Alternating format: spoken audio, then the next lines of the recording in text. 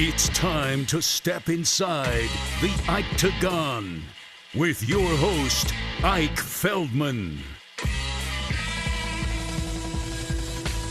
Ladies and gentlemen, after 5 rounds, we go to the judges' scorecards. Here are the totals: 50-44, 50-45, and 49-46. All for your winner by unanimous decision, Sean Tarzan Strickland! Yo. What is up? It's your boy, Ike Feldman, here again for another episode of the Octagon.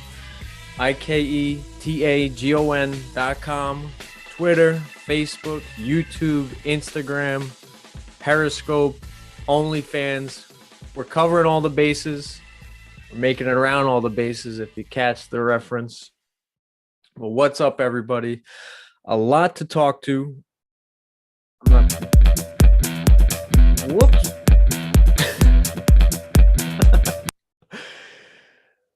Damn, every time I take off a long time, there's always a technical malfunction. But a lot to get to. The Olympics are happening. There's always MMA, combat sports happening. Huge fights in UFC, huge fights in Bellator. But what's going on, guys? It's just turned to August. Everybody's got to be feeling good. I'm sure you have your tan going. I'm sure your beach body is long past you. You're now on your beer body. Everybody's probably, well, me personally, I think I mentioned this. About 9 months ago, I became a dad, and life's been amazing. It's been in the fast lane of the highway, and it's pretty amazing. It's pretty exhilarating. My focus is on a whole nother level, just to get down and record in the gender neutral cave takes a little extra preparation, but never motivation. I'm always excited to record, but I'm very focused, very focused. Career goals, life goals, the present life with my wife, my beautiful baby boy, family. I've moved back from Brooklyn to Strong Island. Had to represent. Maybe I was getting a little too skinny, a little too frail. Maybe I was a soy boy in Brooklyn for a couple of years, but your boy is back on Strong Island and holding down the fort and representing Long Island very well. I've tried every pizza place I've come across. I literally can't deny seconds when it comes to desserts. It's been disgusting. I promised myself and everybody around me, my goal was to break the dad bod stereotype, and man, it's gone the other way. I'm kind of leaning into it or kind of falling into it, but it's all good.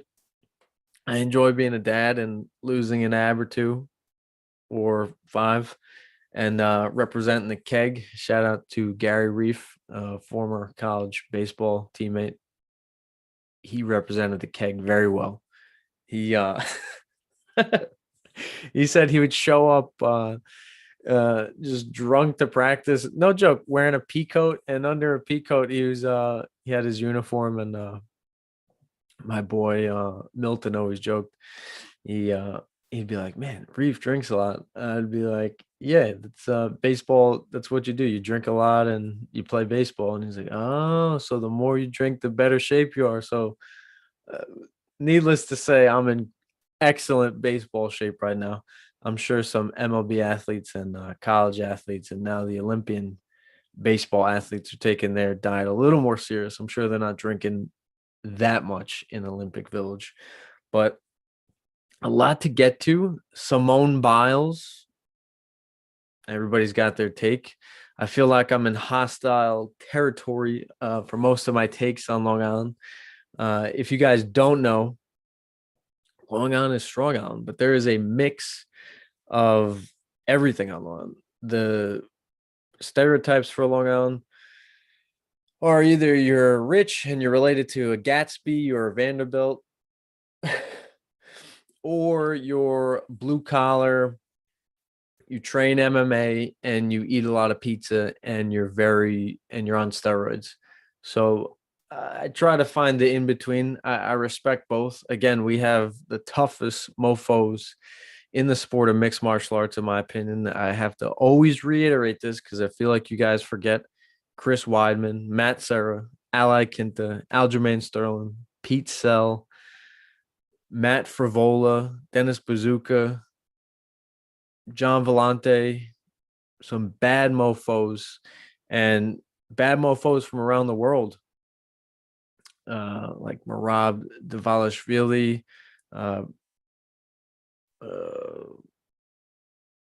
that's it. That's the only person who has the balls to show up to a Strong Island MMA gym and try to throw down. But yeah, I believe the Long Island fighters are the toughest fighters in the world. But on the and to coincide with that point, I believe the first Green Beret or Ranger to receive the silver, I think it's a silver medal of honor. I think his name Michael Murphy, who was his character was portrayed by Taylor Kitsch in the movie Lone Ranger, the Mark Wahlberg movie about Marcus Luttrell, the true story about only being one survivor in a crazy ambush on top of Afghani mountain. But the fighter, literally, who received the first and last silver medal of honor since the Vietnam War was Michael Murphy from Patchogue, New York. And that's the tough side of it. When you also look at the more white collar people with the Gatsbys, the Robert Moses, the Vanderbilts, the Chaminade kids, basically, you get a mix of Long Island. So you have the tough guys who can take a punch, can knock you out, can save troops, be awarded one of the highest honors in history in military. And on the flip side, do great things with philanthropy and construction and entrepreneurship on the other side. So to tie a bow on this, I try to represent Long Island the best I can.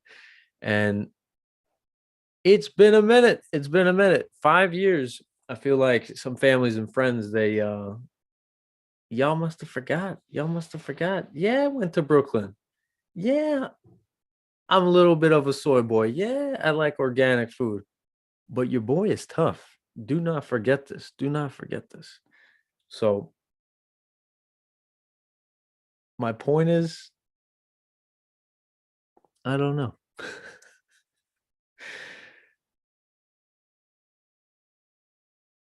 Just be cool. Just be cool. Understand everybody's situations. And the point is Simone Biles. I do know what the point is. And it's a tough point because I believe a lot of this audience that are watching, they see Simone as weak-minded. The fact that she didn't push through to, and again, we're going to get to UFC, MMA, Bellator stuff, but I think this is the biggest story of the last week, maybe the last 10 days. Simone Biles, who is the greatest Olympian outside of Michael Phelps since maybe the 70s, since Mark Fisher, whoever that amazing swimmer is that Michael Phelps passed since the 70s. Maybe Michael Johnson, the sprinter. Simone Biles is up there, top 5 over the last maybe 50 years, if I had to guess. But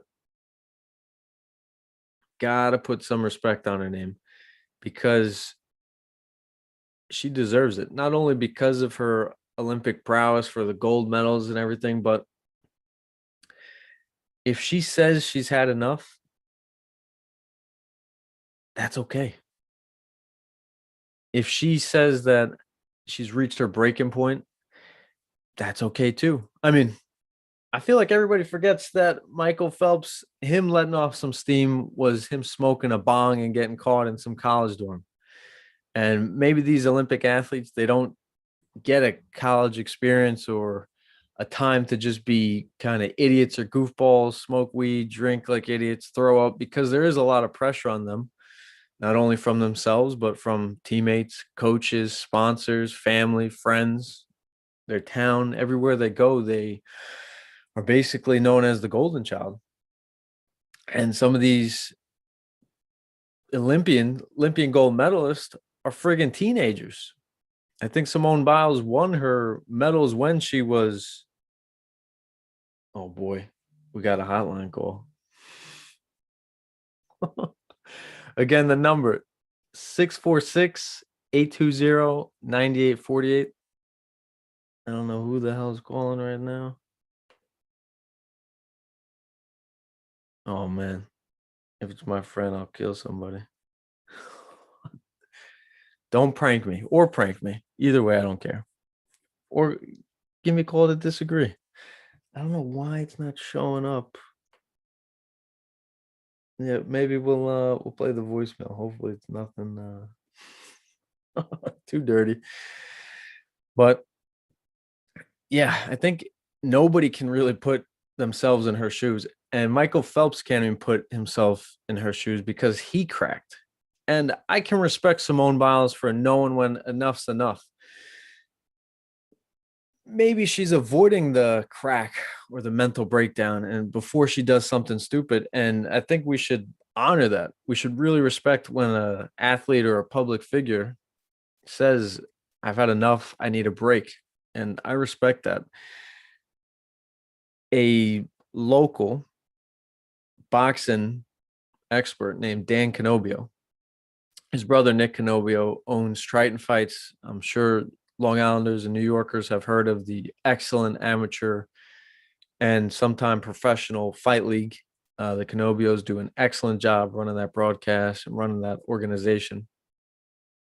But my boy, Dan Canobio, he agrees with what I'm saying. And his point is that we do have a voicemail, so this will be interesting. My boy Dan Canobio is saying America, the USA, is the only country that will drag their athletes through the mud. Now, I don't watch the news. I barely watch other sports.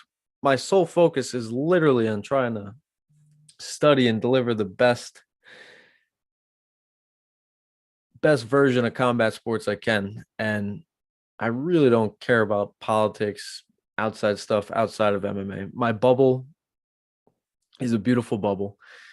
And I do this funny thing where I go, I do a word of mouth type of news tracking. I'll go to parties, gatherings, meet up with family or friends, and they'll tell me what's going on in the world, in the news, locally, statewide, or nationally or globally. And I'm like, oh, that's interesting. Like I just found out college athletes are going to get paid. All right, let's go. I found out about Simone Biles because of the MMA Twitter, as I call it, brought it in to my newsfeed. So I found out about it there.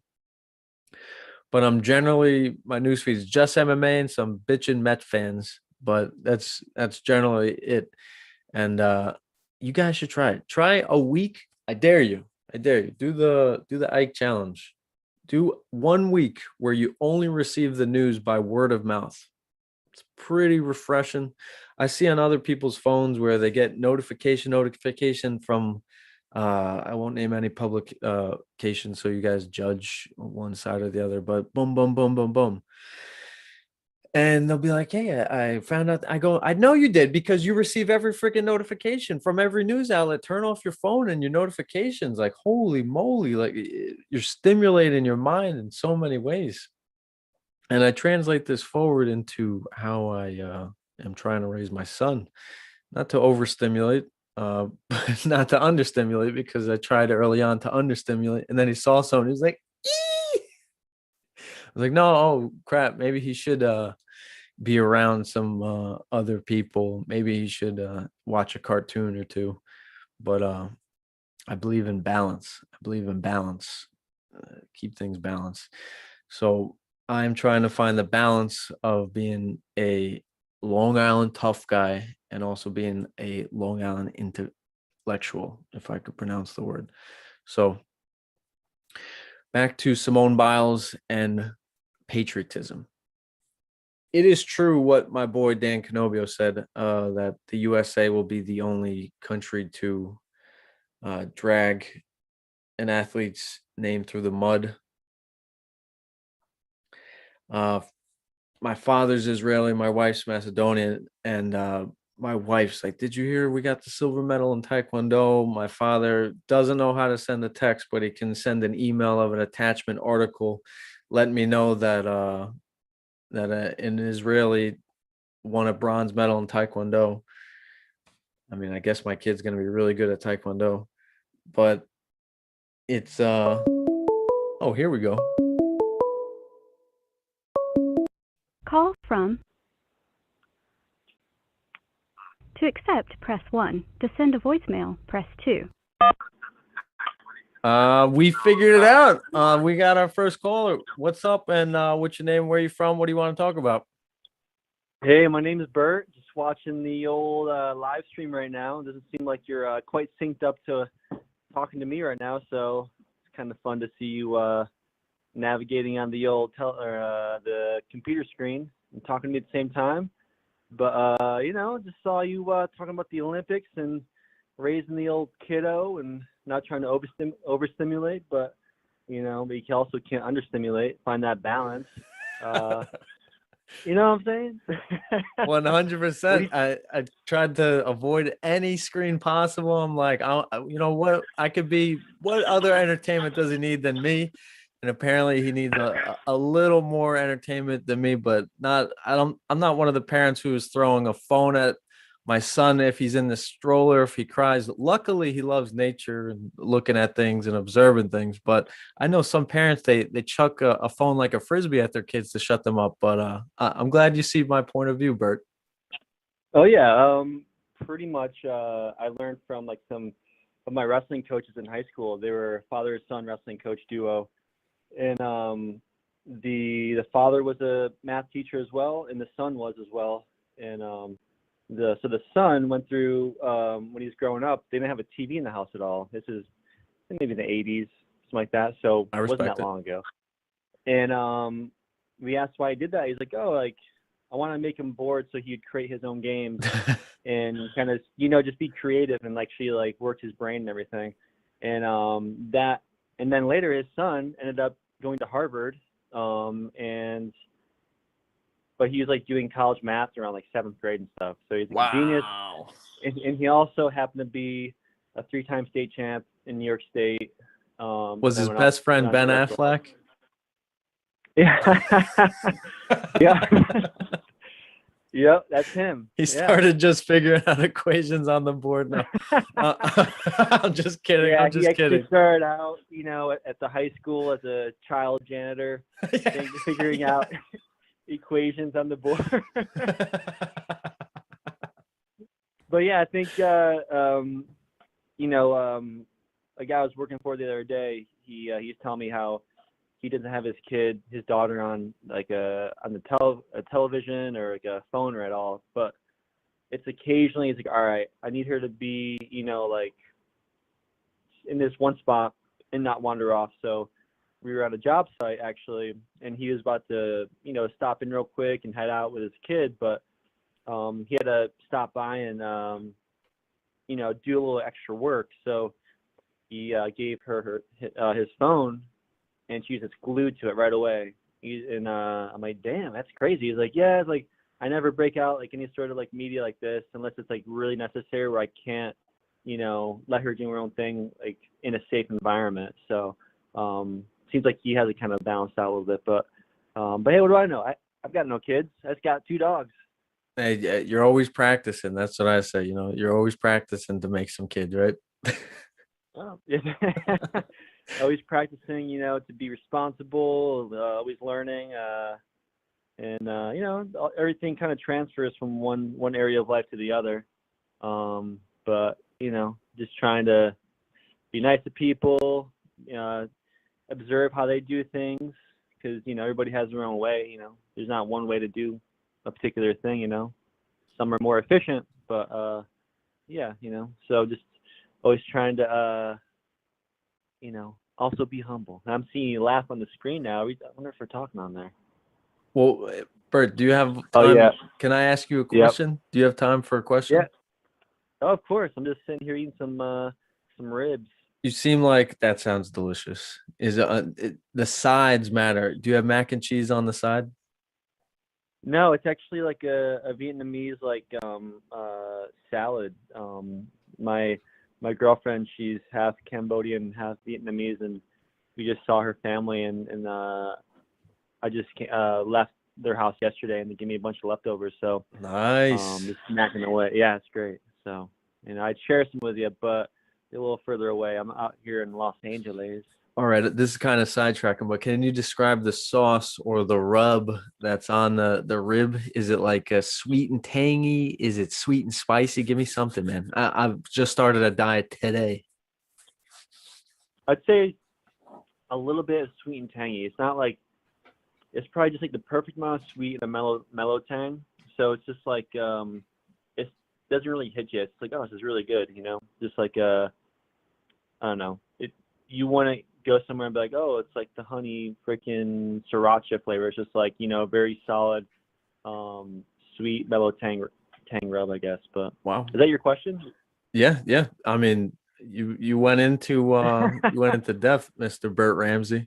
But hey, I mean, yeah, that's about it. If I'm mumbling, let me know, because I have a tendency to talk a little too quickly and mumble. So whoever tells you that is deaf. You sound like gold, my man.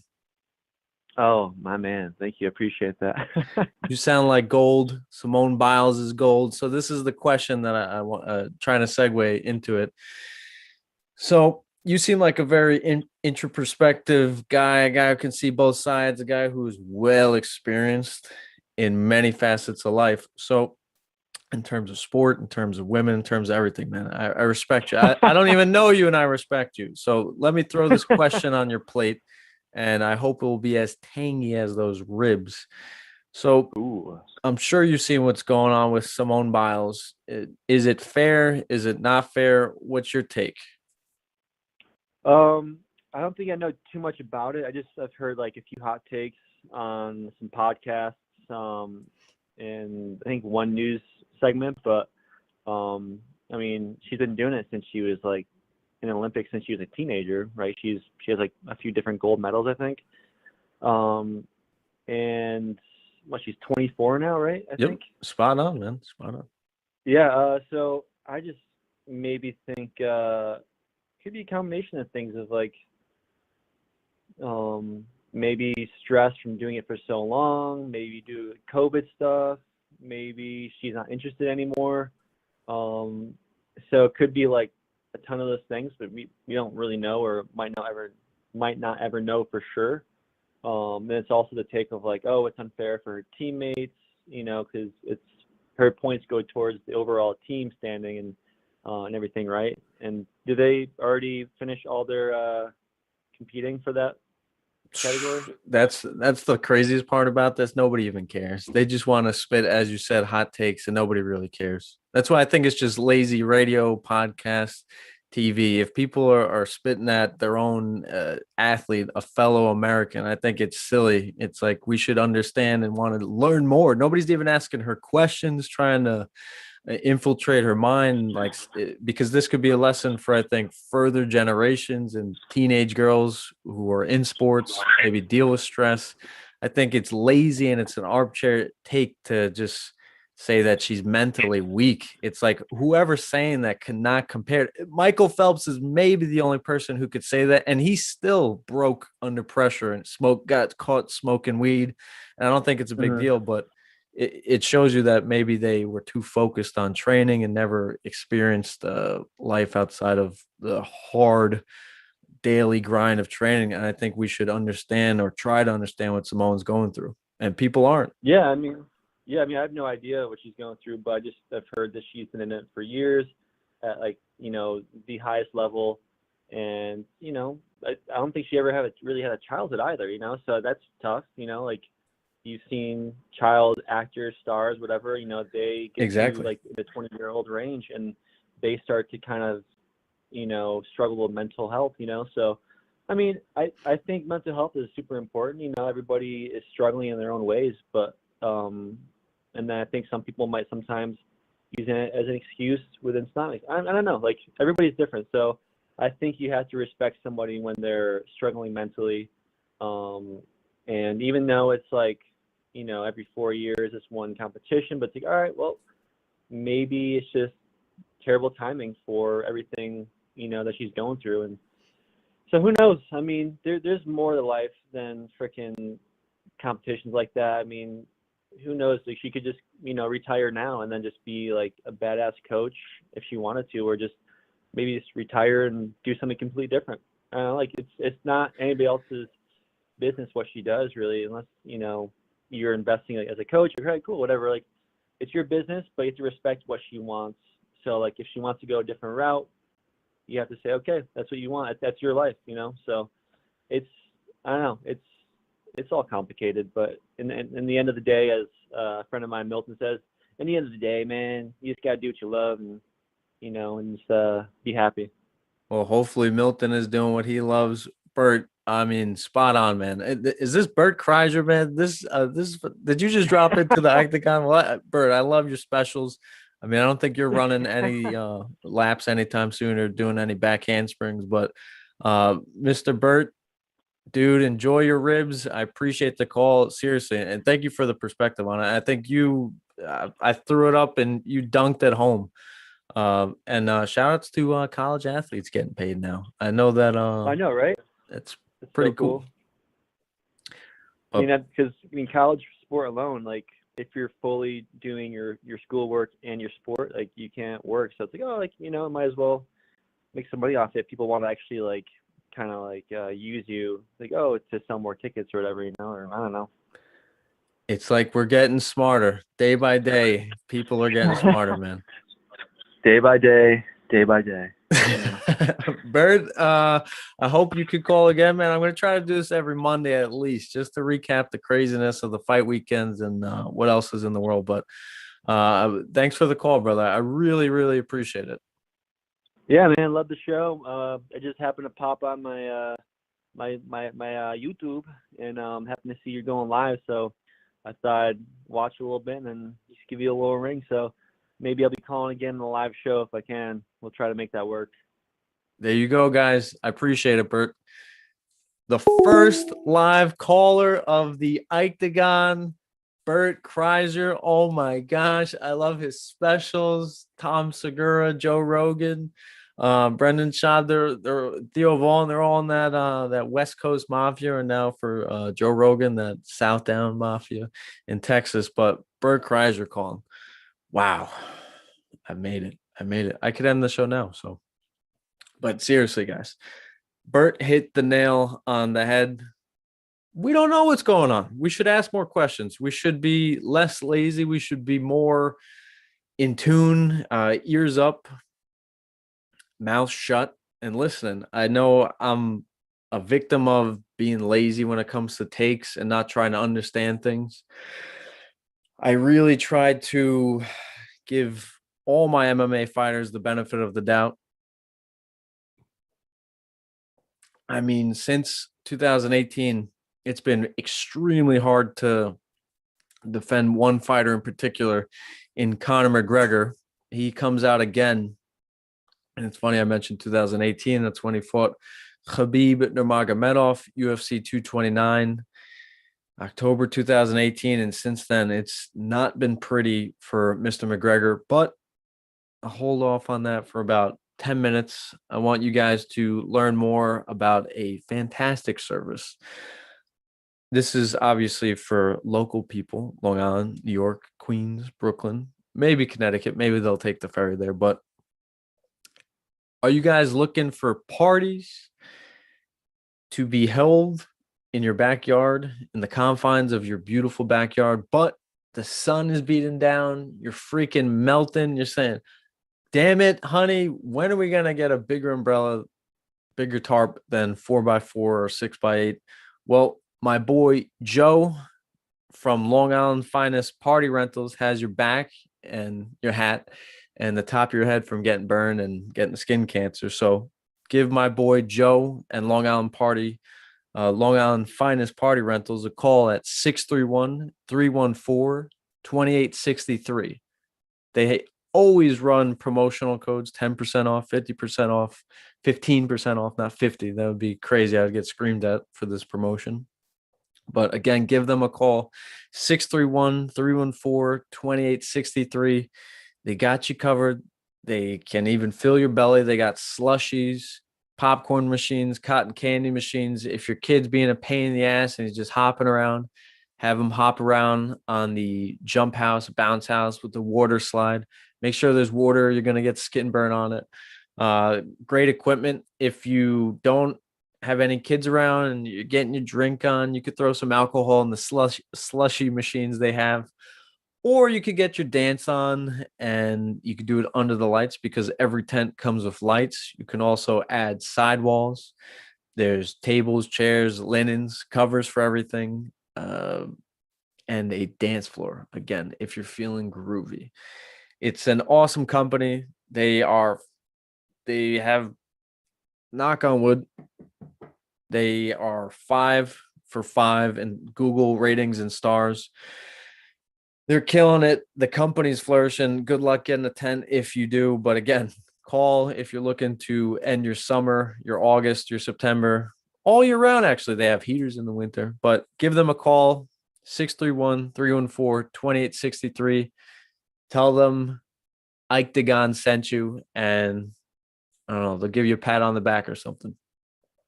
But back to our regular scheduled program. Conor McGregor cannot keep his mouth or his Twitter fingers in check.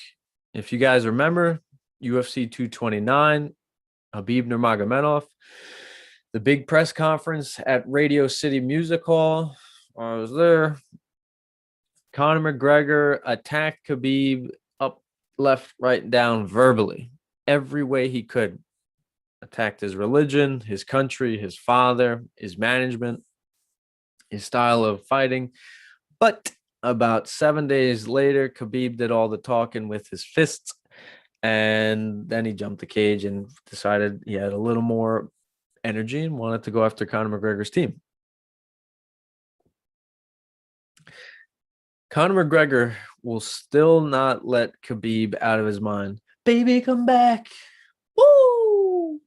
You could blame it all on me. Conor, you're gross. You're calling your ex, but he's not doing the John Cusack radio outside of Khabib's house type of love call.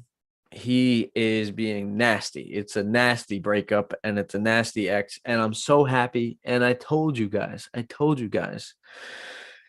Conor McGregor was not going to get that rematch with Khabib, as much as Dana White was literally like, Khabib, I'll buy the country of Dagestan for you and I'll give you it, dude. Every kid can eat a lobster and potatoes and sweet tangy ribs like our boy Bert. Come on, Khabib, please, please, please, please, why you calling me? No, Dana. That's how the meeting went with Khabib. There is unreleased audio, but that's pretty much how it went. Take my word for it. Dana White begged and pleaded to get Khabib. It was pretty sad. But he's a promoter and he has stake in the company and he makes a lot of money from big fights. Big fights make a lot of money. So there is a ton of incentive for him to go out and push Khabib for that rematch, but it never worked, thankfully, because this is the aftermath. A bitter, unhappy, bored, unsatisfied unwilling to let go Conor Notorious McGregor. It's pretty sad. And it got pretty nasty. This is probably the nastiest message sent from Conor's camp towards Khabib. The prior nastiest, like if we were doing a top 10 of nasty, the nastiest was when Conor tweeted and took a shot at Khabib's wife. And he also deleted this tweet. He said, "Take that towel off your head." And it was a picture of Khabib's wife with a burqa on her head. That is crossing the line. That is too far. That is silly. That's cynical. And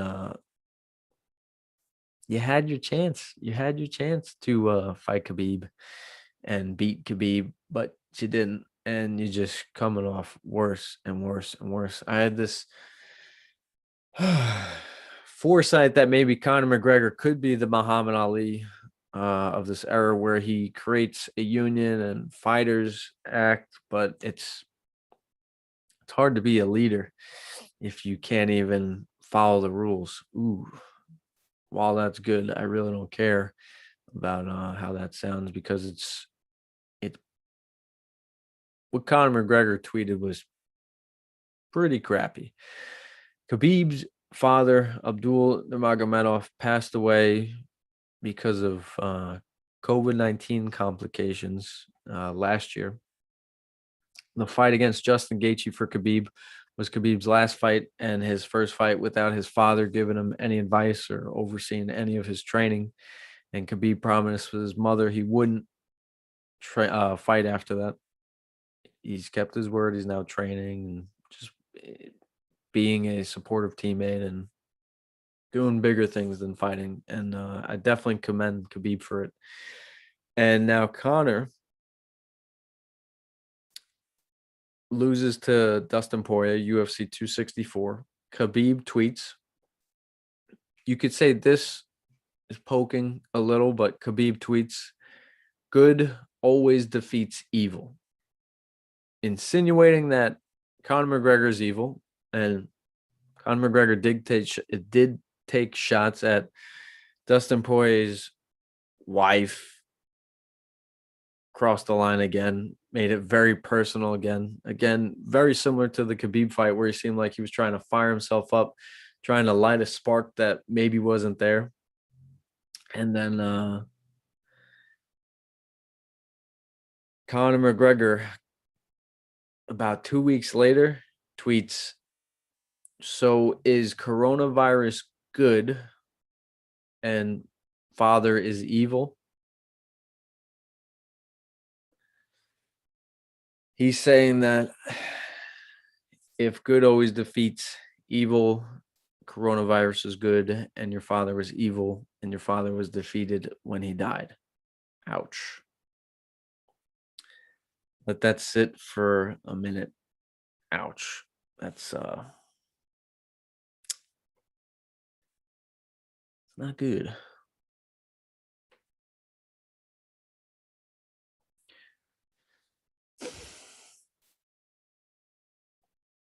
When will McGregor,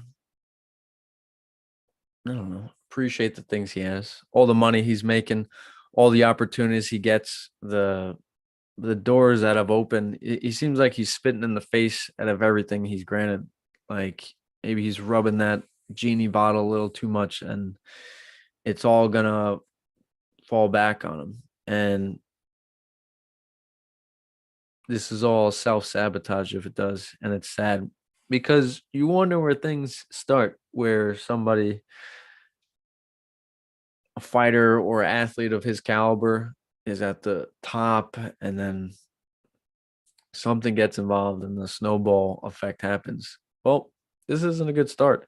And he has a lot of time on his head now that he's dealing with a severe broken leg.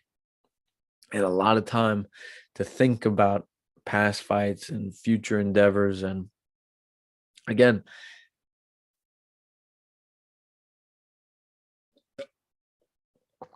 that is not tequila. I haven't had a drink in over 2 months. That is water with honey. I said this before, Conor McGregor has so much time that I'm sure he's going to keep himself busy with his business, his companies, his family, his kids.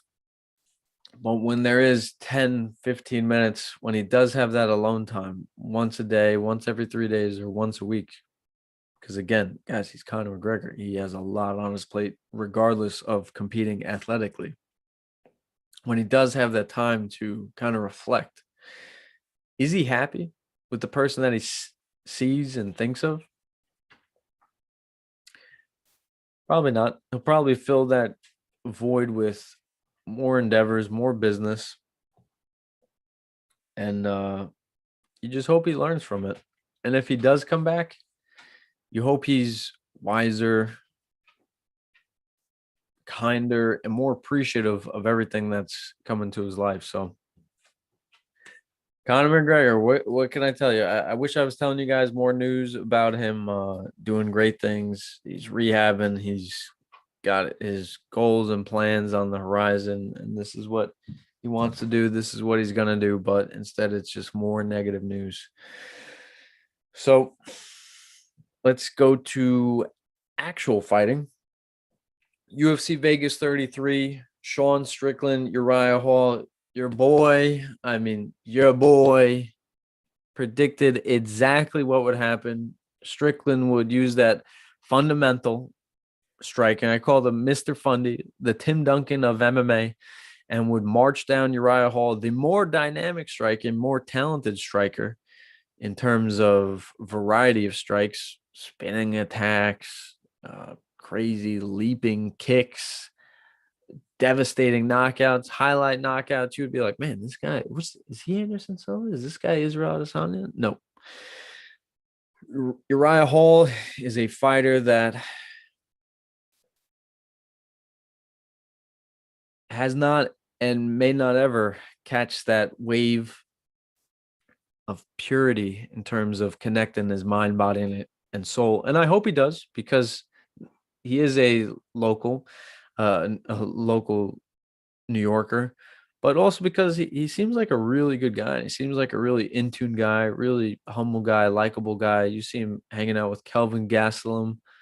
You see him in his interviews. Very likable guy. Doesn't seem like an arse.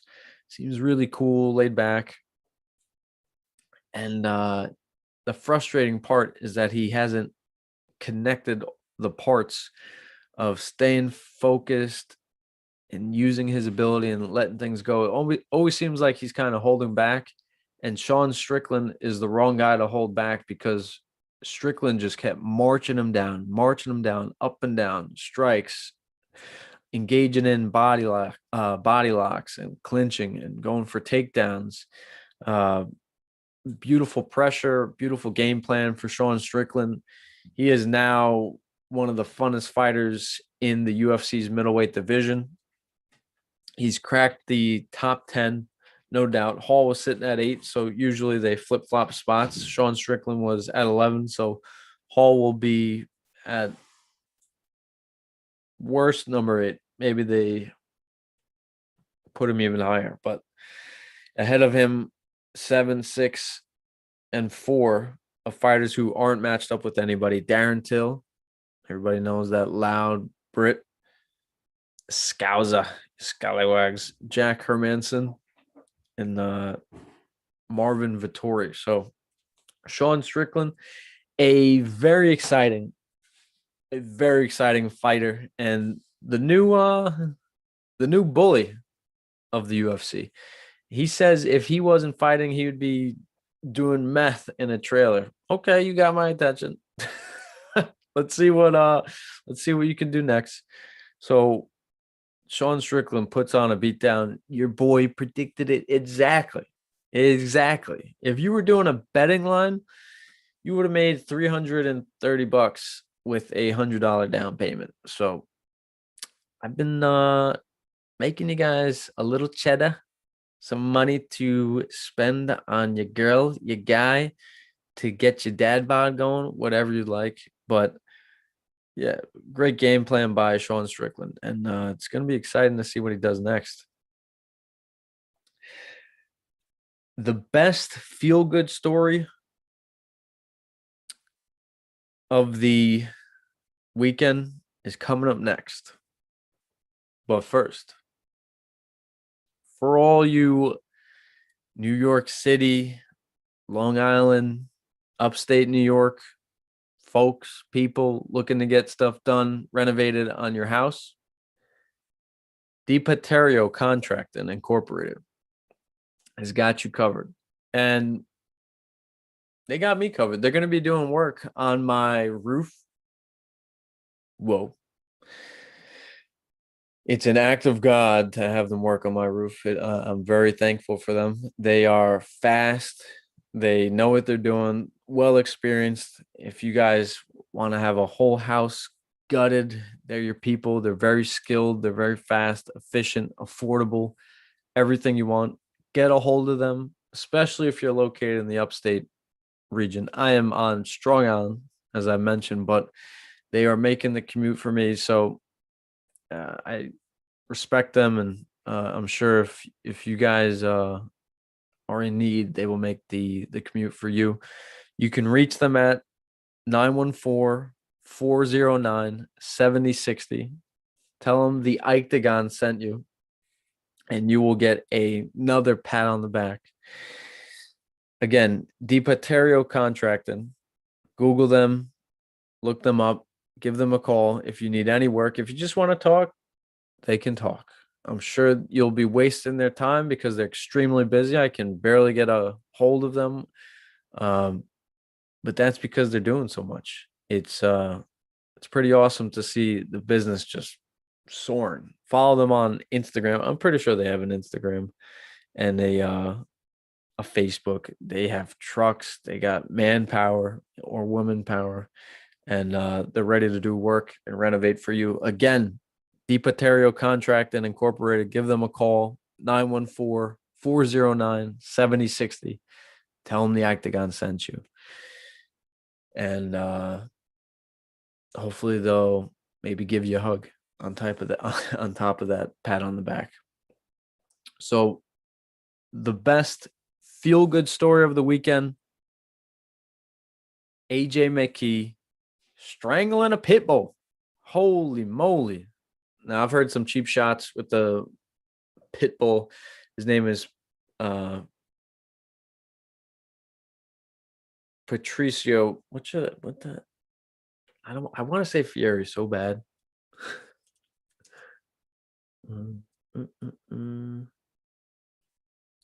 I think it is Frieri. Does Wikipedia do what do you call it? Pronounce things phonetically? No, they don't. So Patricio Pitbull Frieri got choked out and lost in the Bellator Featherweight Grand Prix to AJ McKee, a young, dynamic, fun, exciting to see what next co-featherweight, and a lot of pressure and a lot of risk and reward for this fight. The winner got $1 million, 2 belts, and also their win purse. So pretty amazing. But AJ McKee, who from the moment that he started doing his walkout, man, this kid was in the zone. He seemed like he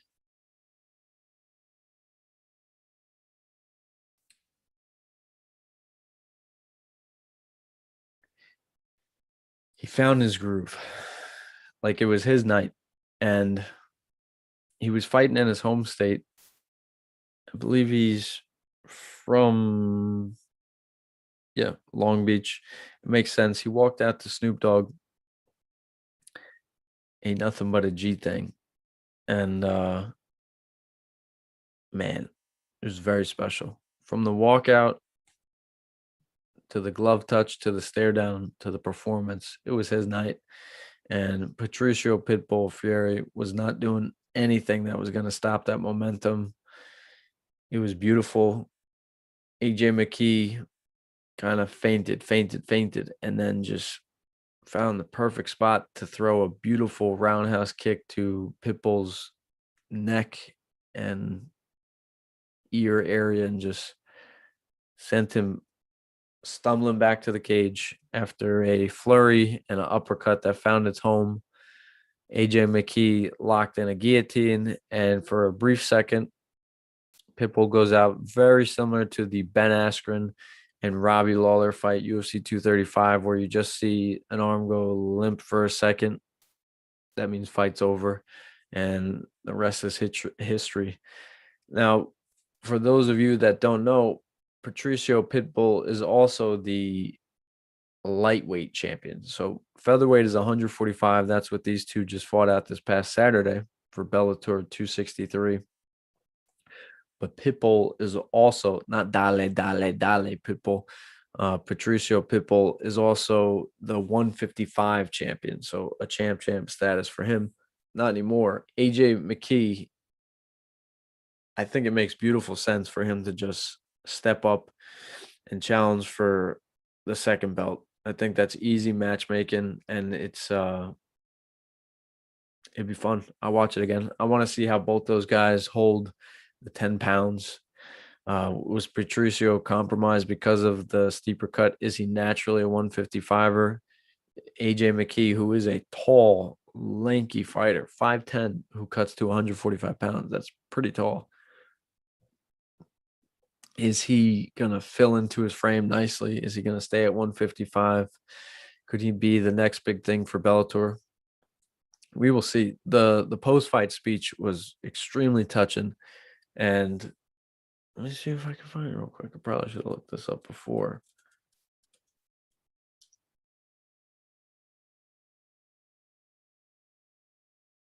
No. It's the press conference. You know what? Maybe we'll play the press conference.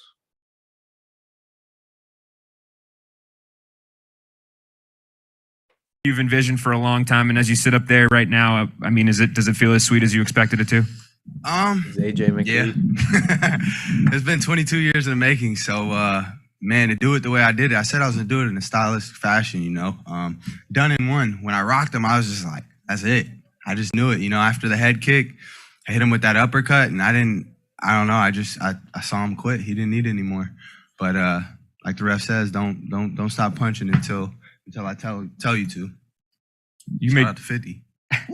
You made your Bellator debut in April 2015, and you talked about numerous times in the past how Pitbull was the guy that you always had your sights set on. So when you envisioned that fight over time throughout the years, I mean, was that what you expected here tonight, a quick finish like that, or did you think that it was going to be more of a battle? Honestly, I dreamt the fight. I knew I won the fight. I prayed about it, and same night I had a vision. So I knew I had victory, but it wasn't the dream that I had, which is peculiar. So looking into it now, maybe that's the 155-pound title that I saw, you know, and I don't know. I'm just enjoying this moment, man. I knew it was gonna come. Just having favor in the Most High and just staying prayed up and blessed up, you know. This is his moment. Shine through me. Wow, great kid. Sounds good, looks good, fights even better, which is the most important thing for all you idiots and casual fans out there. The most important thing is to fight well. I mean, I don't care if a fighter doesn't self-promote that well, Amanda Nunes, or maybe a Lyoto Machida back in the day, or maybe a Tyron Woodley. The most important tool for a champion fighter is to be a champion, remain a champion, and continue to be a champion. And then the talking, the interviews, the movies, the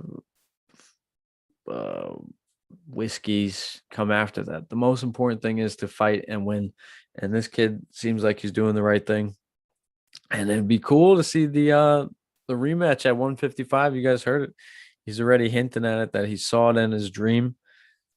Hey, that'd be fun. Bellator would be smart. Maybe they could squeeze it in before the end of the year. Maybe November, December. It depends on Patricio, how he's feeling. He did take a little bit of a beating in it, but not too bad. He stayed on his feet. It did end with the submission, not with the knockout.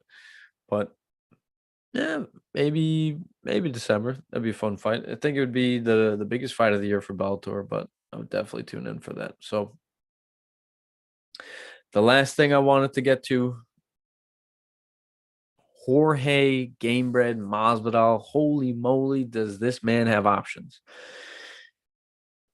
And it's not just Leon Edwards. For everybody who's thinking it has to be Leon Edwards, Jorge Masvidal can only fight Leon Edwards, you guys are being very short-sighted. And Jorge Masvidal, who I believe is 36, 37, who's earned the position that he's in after rattling off that amazing 2019 where he knocked out Darren Till, knocked out Ben Askren, had the doctor stoppage against Nate Diaz in Madison Square Gardens for the BMF title. Man, he was on fire. And then in July of 2020, UFC 251, he gets the fight against Kamaru Usman. And Usman was tentative in that fight. Masvidal took it on 7 days' notice. He tried to figure out the chess match that is figuring out Kamaru Usman, who's always evolving his game. He did not. Usman says he was going into that fight with a broken nose, which you understand. Maybe that's why he wrestled more. But everything was settled in the rematch. Jorge sat it out, said, I took that on 6-7 days. Let's see what happens after 6 weeks of training. And Kamaru anticipated that. He says, I know this guy has a built-in excuse, his words verbatim, and he is, I want to shut the haters up, the doubters up. And he did. I think it was UFC 262, the first arena show with the UFC since early 2020. Holy moly, did he shut everybody up. But he woke up the crowd with that amazing knockout. Amazing knockout. Like he literally, Jorge, the sweat just flying off his head, his jaw going a different direction, and his body just crumbling like deflating one of those car salesman things. Went down. Oh, man, my back is sore.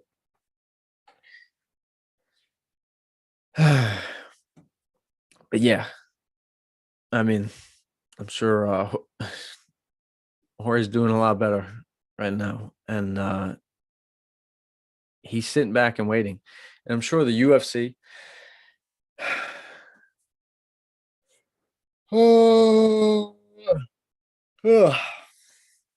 man, it's late on the East Coast. Strong Island's about to go to a sleep island in a second, but I just want to finish with this Jorge thing. Jorge Masvidal is doing the very, very smart thing. I was very short-sighted, and I was saying that it could only be Leon Edwards. That's it. But if you think about it, Jorge Masvidal can sit out and wait to see what happens with Kamaru Usman, Colby Covington. Say Covington loses that rematch against Kamaru Usman. Masvidal can fight Covington. Much bigger payday. What is Nate Diaz doing? I know he lost to Leon Edwards, but he won in the eyes of every MMA fight fan, except Brandon the Truth on Twitter. That guy is just a Nate hater. Don't hate on Nate. You could do that rematch. So Jorge Masvidal can fight Colby Covington, which would be an absolute huge fight. That could headline a pay-per-view. No joke. With no title. 5 rounds of that would be bananas. The lead-up would be awesome. That would be crazy. That would be Tito Ortiz Chuck, in my opinion. 2 former teammates just spilling dirt on each other, and there'd be extra inspiration to shut up the other guy. And that would be a beautiful fight, man. You would see those guys commit to everything, which would be fantastic. Jorge Masvidal fighting Nate Diaz rematch. That's the second most intriguing fight. Not only for Jorge, the UFC would have to agree, and for the fans. That would bring a lot of eyeballs to the fight, and there's a storyline built in there. The BMF title, the baddest motherfucker title, was not truly decided, and they will not do it again in New York State because the doctors who were working that fight, the New York State Athletic Commission, as they would be called, stopped the fight because of Nate's bleeding. If Nate versus Leon Edwards took place at Madison Square Garden, the fight would be stopped because he was bleeding just as bad in that fight, if not worse. And he continued the fight and almost won the fight. And for all those people who didn't believe Nate when he says the fight was turning in the end of the third round against Jorge Masvidal, he said he saw something. And Masvidal knows it. I think we should believe Nate when he says that, because look at the confidence that he had with Leon Edwards. Yes, he miscalculated, but barely by like 30 seconds. He miscalculated getting that W. I've said this a couple of times on the record that a fight is a fighter's confidence in calculating their route to victory.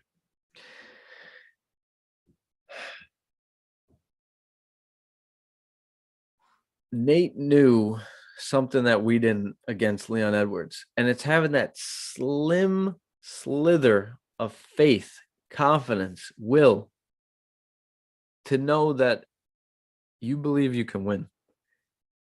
And again, the fighter has to be the one who has all three of those and the most of that, because he or she is the one competing. Fans can root for a fighter, but we're not in there at the end of the day. You could see a fighter down 3 rounds to none getting beat, and you're like, oh my gosh, it's over. It's over. I never liked this person anyway. And then they come back and when you're like, oh my gosh. Because you didn't have as much faith as the fighter did. So I believe Nate when he's saying that he saw something turning in Masvidal at the end of that third round. And he had 2 more rounds to work with. He had less than that when it came to the tides turning against Leon Edwards. So that would be a fun rematch. Masvidal versus Leon Edwards, which there is also a backstory built in. You can say that Masvidal is literally the gossip king, street gossip, because after he knocked out Darren Till, he was doing a post-fight interview, and Leon Edwards walked past and said some words to Jorge Masvidal, and Masvidal did not take it too kindly. He kind of tracked him down, kind of cut out of the interview early. Maybe I can find this. Masvidal Edwards post-fight. Let's see. And he, I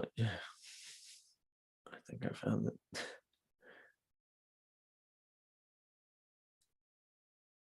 Let's talk about that opening sequence. Maybe not. If you, hey, come over here, say it in my face. So, again, let's talk about. He's doing an interview with Laura Sanko, and he's not even looking at the beautiful Laura Sanko. He's literally grilling Leon Edwards, and I think he's saying we could do it right now, or why don't you say it to my face? Listen. Let's talk about that opening sequence. Maybe not. If you, hey, come over here, say it in my face. Hey, come over here, say it in my face. Hey, come over here, say it in my face. Come over here, say it in my face. Hey, come over here, say it in my face. And then he walks with the hand pose, hands locked behind his back. He's still fired up.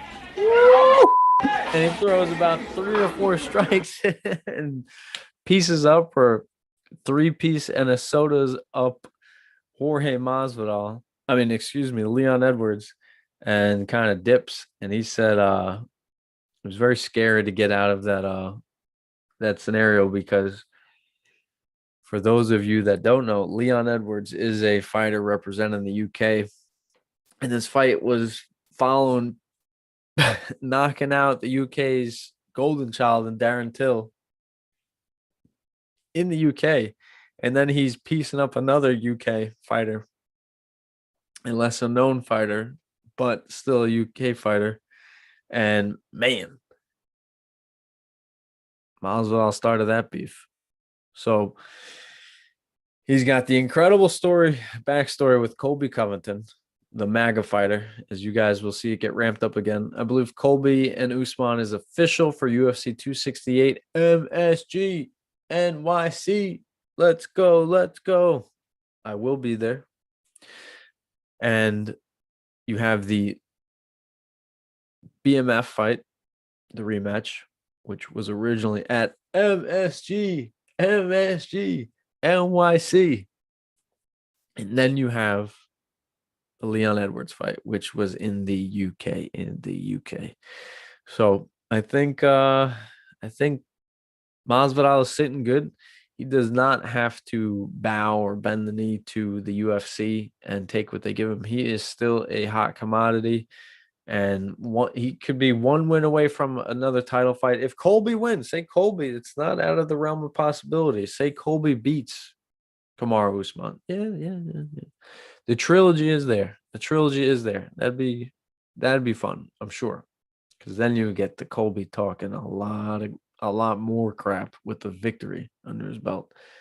Or Colby could call out, as he says, Street Judas, Jorge Masvidal, and say, I want you for my first title defense. Man, that would be friggin' huge. That would be huge. And Usman could get it on with Leon Edwards, and that's Leon Edwards' last loss. I believe he hasn't lost in 10 fights. And Leon Edwards' last loss was to the current UFC champion, Kamaru Usman. So a lot of things happen in that welterweight, and nobody cares about Gilbert Burns. Nobody cares about Gilbert Burns. Literally, he's like, hello, anybody? Hello. He's putting on amazing performances. Yeah, he lost to Kamaru Usman pretty badly. They were teammates, and there was some heat there, but Burns bounced back phenomenally against. It was also UFC 264, the co-main, against Stephen Wonderboy Thompson. Phenomenally, very smart game plan. Beautiful wrestling, beautiful strategy, strong jiu-jitsu. Obviously, he's a world champion, but he is looking for a fight, and nobody wants anything to do with him. They're like, dude, you're dangerous and you don't make us money. You're high risk and low reward, basically. Stephen Wonderboy Thompson is basically a better seller of a fight than Gilbert Burns. So Kamaru Usman, that's his sale point, that he is a champ. Colby Covington, the MAGA fighter. Leon Edwards, he hasn't lost in 10 fights, and he can't sniff a title shot because he doesn't sell. And Jorge Masvidal, which, damn, he's all the way down at 7, and his last loss was to the champ. Talk about cold-blooded. Whoever's ranking the UFC fighters, that's cold-blooded. But a fight to pay attention to in the welterweight division, which kind of could shake up things and maybe give Burns his next opponent, or maybe Leon Edwards his next opponent if he has to wait on Jorge Masvidal, is this coming weekend, UFC 265, Michael Chiesa versus Vicente Luque. Man, that fight's going to be crazy. That's going to be a great fight. I will probably do a preview show at Friday night. I think that'd be a good time for it. So maybe Monday, the recaps, Fridays, the previews. But let's get in a little rhythm here, people. Let's keep the octagon rolling. Always working on big stuff in the background, not just this background in life. Shout outs to a higher power, God, the force above, the universe, whatever's there. Just, I believe there are such things as Dustin Poirier said, which are karma. And karma's not a mirror. No. I messed it up. He says, karma isn't a bitch, it's a mirror. To quote the great Dustin Poirier. But guys, I'm hoping you enjoyed this. A little slow, a little quirky, a little all over the place. Shout outs to a 4-time Olympic gold medalist wrestling, the Cuban Jean Lopez. Shout out to the Macedonian, Dejan Georgievsky, and the Israeli team for getting their medals. Guys, I hope you enjoyed the Octagon. Thank you, Bert. Thank you to all the listeners, the watchers, the clickers, Believe Network, and you guys. Peace.